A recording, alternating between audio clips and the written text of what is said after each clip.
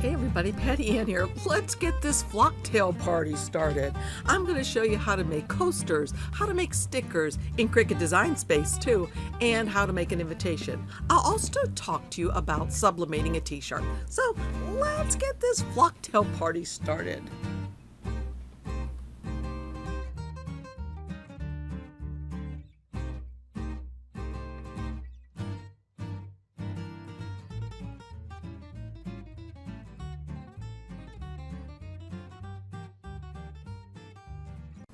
Okay, here we are in Silhouette Studio Business Edition. You'll need the Business Edition if you're going to send this to your Cricut machine. But let's get started. I have a piece of paper shown right here. I need to come up here to the right hand side in the page setup panel, and you find that right here by going to this piece of paper. And I need to turn on my registration marks because that's going to allow my stickers to be print then cut. Then I'm going to go like this, go to File and Merge, and these are all the ones I've made playing with them. I'm going to put in some of these and make them into stickers. So I'll bring this cocktail glass. I'm going to go to File and Merge and bring this one and File and Merge and this one, and File, Merge, this one. And I'll just do these so that you get the idea, so I don't have to do too many. This one I don't want to do because this is the one I changed. I'm going to go to File and Merge. Let me get one more. Okay, there we go. Party like a flock star. Don't make me put my foot down. A little alcoholic or a non-alcoholic drink, and a flamingo. So the first thing I'm going to do is I'm going to change the size of these since I want them to be stickers. So I'm going to go up here and make sure the lock is locked, and I want it to be no taller than 1.5 inches. I guess that would be good. So this is all going to be 1.5 inches tall. 1.5, enter. 1.5, enter. And that just, with the lock, that keeps it proportionate. And then 1.5, enter. All right. So I can bring these over here now and just get them up in here. And pretend like these are the only ones I want to make. Although it looks like one more could easily fit in here. So let's get one more. File and Merge. And let's see. I think I'll do ruffle some feathers. So once again, I will go ahead and click on it to select it and change its height to 1.5 inches. Okay, so now we have 5 across. So the first thing I like to do is grab them all and come up here to the alignment tool and make sure they're all aligned at the bottom, just because I think it looks nice. And then I like to align them horizontally as well, so there's just as much space in between. Then I'm just going to grab them, right click and say group. All right, so then all I have to do is click on this group, hold down my Alt key and drag another group down. Hold down my Alt, grab another. Hold down my Alt and another, and I could probably do another. Okay, so that's how I do this for Silhouette, just like that. So the first thing I would do then is I would go up here to File and Print. And I would print these out. After they're printed, I'd put them on my mat, and I'll show you some of this in a bit. Then I would go to Send, and you can see it's just cutting the outer edge, and I'll show you more of this in just a bit. And I'll also have right up above here where you can go to for the Cricut part of this. Okay, my page is ready to be printed, or not printed. I've already printed it. It's ready to be cut. So here I am in my portrait. I have my machine set as auto portrait, the cutting mat is portrait, and the media size is letter because that's my sticker material. I did go make sure that I had the setup with the registration marks on, as you can see here, and you can see on the one that I printed that they're there. So let's just go to Send.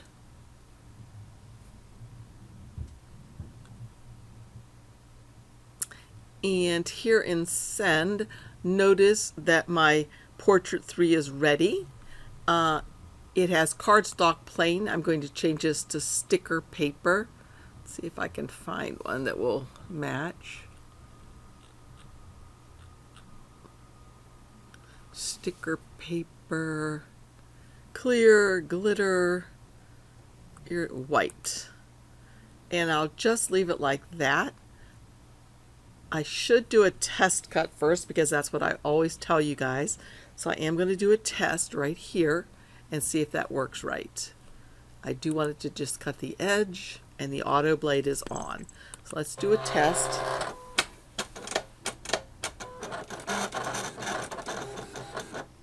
Okay, after it does the test, I can remove this and see how well that worked. So it should have just cut the sticker material perfect and not the material behind the backing. So that is perfect. I'll put this back in here again, reload it, and I'm gonna just drop my speed down a little bit just because there's a lot of curves and things in this. So I'll say send, and I'll meet you back here when this is done. Okay, it's all done. I can simply pop this out of here. And actually I tested it before I did that. I usually test before I remove it totally, just to make sure that it cut the way I expected it to. And I did check that, and I should have shown you that part first. But these cut perfectly. If I can get my fingers in here, crookedy. There we go. You can see they cut just beautifully. They're going to be really cute stickers for a party theme. So let's go back to my software, and I want to show you how we can change some of these. Okay, what you can see on my screen are two images I brought in about the size they come in at, and I put it on a towel. I didn't have the right kind of towel. It's just 100% cotton. Obviously sublimation doesn't work on that, but I wanted to show you what you could do. So that's one of the things you did. So all I did was go to File and Merge, and then I found that image, and you'll see it comes in pretty big. And I think if I read the README file correctly, it says you can make them a little tiny bit bigger, but not much, because then they'll get pixelated. So all I did was put them on my sheet here. Let me get rid of this one. And then of course, since it's sublimation, I had to flip horizontally so it was mirrored. Okay, the next thing I did was I brought in the same images, and what I did was I made them into coasters. So I shrunk them down so that they would fit on my 4x4 coasters, and it appears I'm missing one.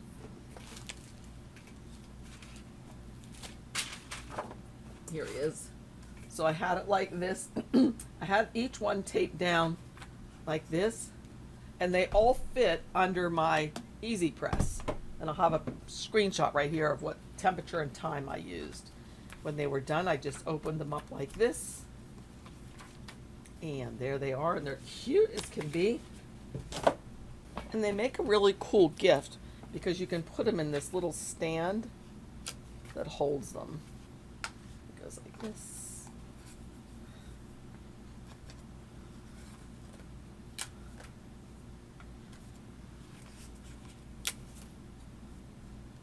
There you go. Cute little gift, just like that. Flocktail hour. The next thing I did was I came into this page, and I thought, if I was having a party, I could make an invitation using the same thing. So here's the first one I did. I just put "You're invited, get ready to shake your tail feathers." And then on this one, this one says Flocktail Hour. On this one, it says Caruso's Flocktail Hour. And of course, if this was a card on the inside, I could put all the details. If it was just a little thing I was handing out to my friends, I could move this over to the left and then put, our address again as if they don't know it, and the date and the time. But how did I get that to circle around that text like that? I'll show you that right quick. I'm going to ungroup it, bring this over here.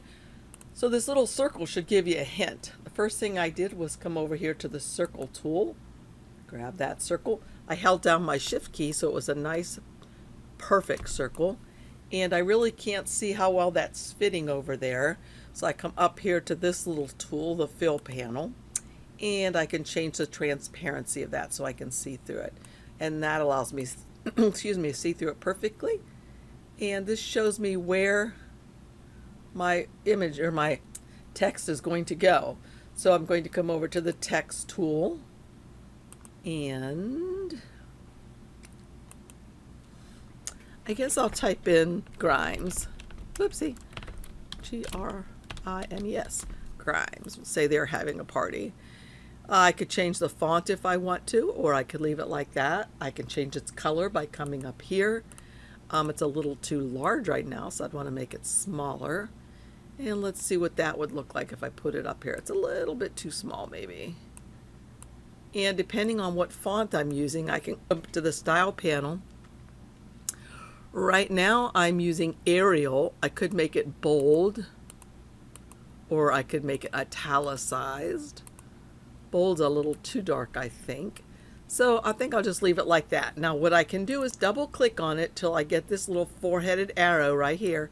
Drag that down, and when it hits the top of that circle, look how it goes right in there perfectly. And I can move it from side to side a little bit. And let's see if I move it in just a tiny bit more.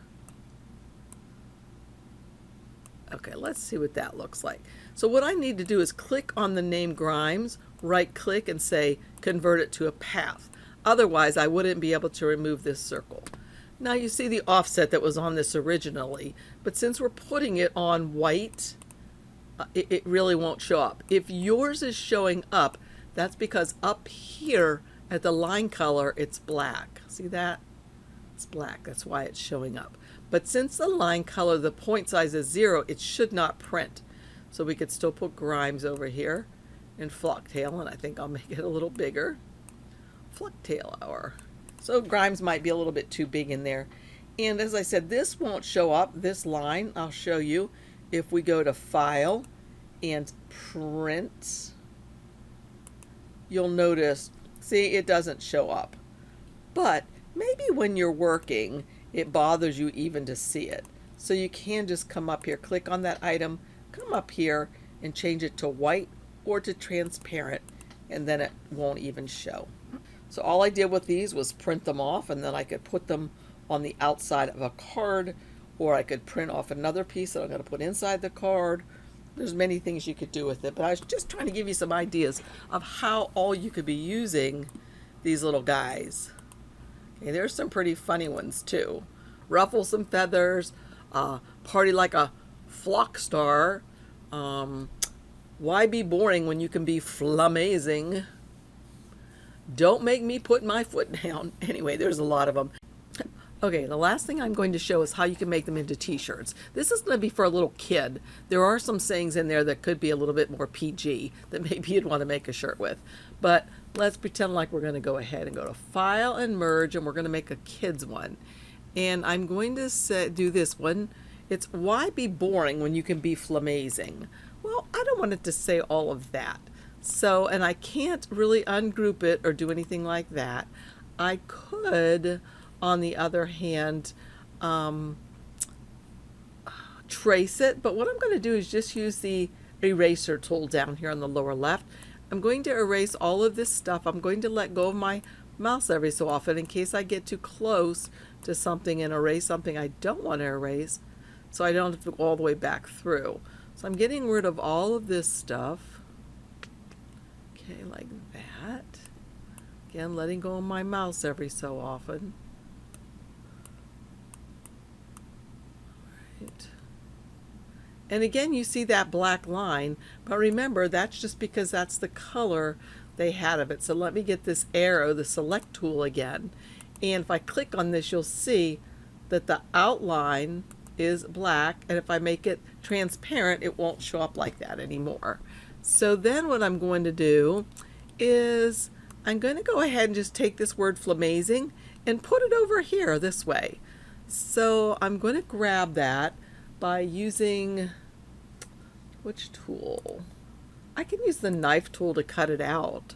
So I can just start coming over here and going around the word flamazing like that.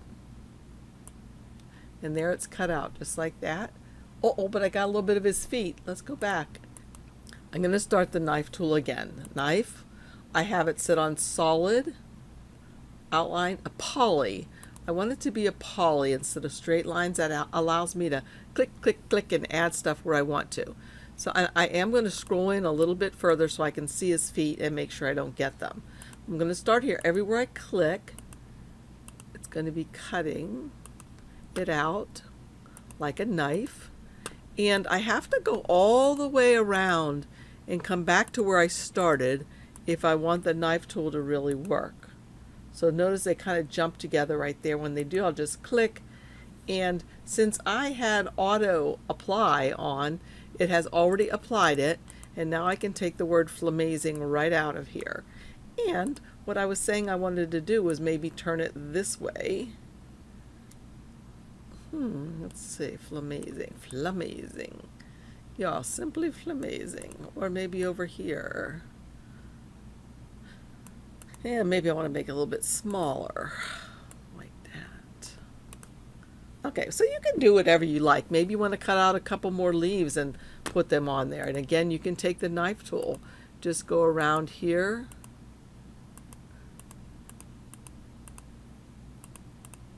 Okay, so that cut that one out automatically, but I'm going to go to Control C on my keyboard and Control V.